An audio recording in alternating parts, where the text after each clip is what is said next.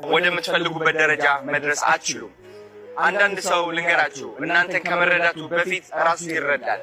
ራሱ ተረድቶ ደግሞ በእናንተ ትዝብት ያሳድራል።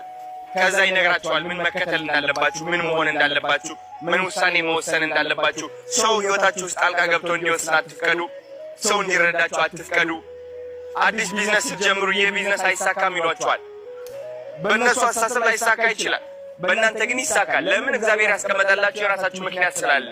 ስለዚህ ያ ለብቻችሁ የተቀመጠው ምክንያት ሰው እንዲረዳላችሁ የምትፈልጉ ከሆነ ያ ውስጣችሁ ላይ ያለው ምክንያት በረከታችሁ አይሆንም ማለት ነው። ሁሉም እንትን ያደርገዋል፣ ይወርሰዋል ማለት ነው። ተረዳችሁ? ስለዚህ በረከት ሲባል ማንም ሰው ሳይረዳችሁ የራሳችሁ ምክንያት ይዛችሁ መጓዝ ነው። ምክንያታችሁ የሌላ ሰው ምክንያት ሳይሆን ሲቀር መከፋት አቁማችሁ በቃ ችግር የለውም ይህ ምክንያቴ በረከቴ ነው ብላችሁ ስትቀጥሉ